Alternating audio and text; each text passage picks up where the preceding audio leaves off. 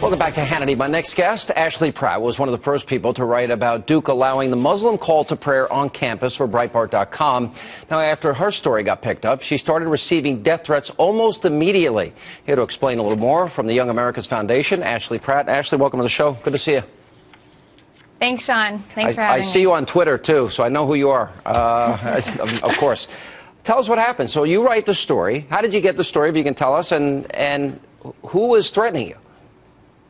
Sure. So actually, a Facebook post from a friend of mine had this story up from WRAL out of Raleigh, and I didn't believe it at first. And I looked, and I called Duke University over to the Center of Religious Life and asked for, clarification if this was actually happening. And I was told, yes, it was, and that they had a practice run last week where 3 to 4 Muslim students showed up, but that this would be broadcast from the Chapel Bell Tower at Duke University, which is an iconic point on the campus, and that it would be broadcast for 3 minutes every Friday, starting this Friday, and that would be the Muslims' call to prayer.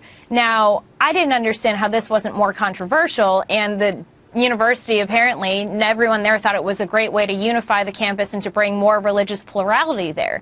So this decision to reverse allowing this call to prayer, I think is great, and I applaud them for it, because honestly, if we thought at Young America's Foundation that this would bring more religious freedom to all students, then we would have been supportive. But the fact is, the scales were tilted against Christians. But that's the point. They did it for one religion, and now we have to really raise some very important questions.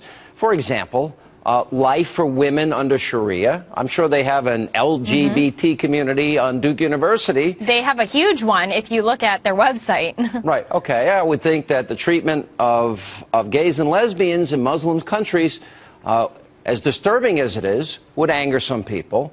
Did any of these groups speak out? For example, did any women's groups speak out considering life for women in a lot of Muslim countries? Sean, I actually saw no one speaking out against this, which I was stunned by. The only people I saw speaking, in support of it were the people on Twitter who were giving me death threats, saying that they hope a Muslim extremist comes to my home and murders me in front of my loved ones. So that, to me, is a little concerning that more people were in support of this rather than encouraging religious freedom for all. But the fact is, Duke University has a long history of caving toward political correctness. And, as you mentioned earlier, Chick-fil-A was removed from campus after, same-sex marriage opponents came to them and said, hey, we want this removed. They didn't allow pro-life students to gather for an event because the Women's Center didn't support pro-life values. And they held the Palestinian Solidarity Movement National Conference on their campus, which is entirely anti-Israel. So they can't say that they're in support of, religious freedom for everyone when they only allow it for some, which apparently are Muslims. Yeah, but they're really trying to thread a needle here, because it's still happening, but just not as publicly, right?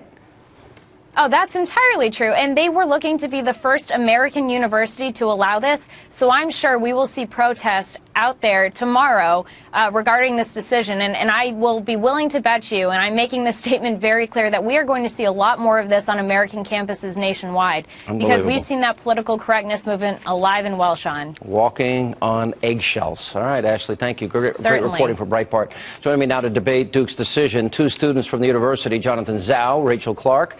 Rachel, what do you think of the decision?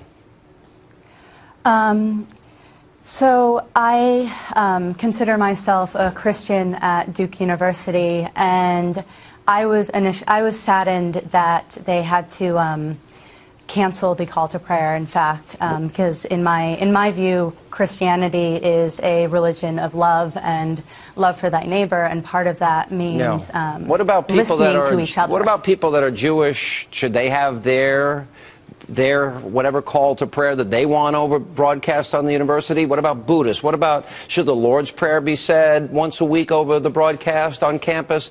I mean, where does this end? And what about atheists? Do they get the same amount of time?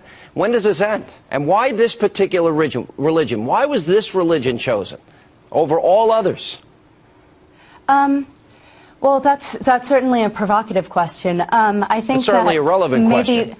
Mischaracterizes the favoritism of one religion over the other. But that's what they did, didn't they? But they did that.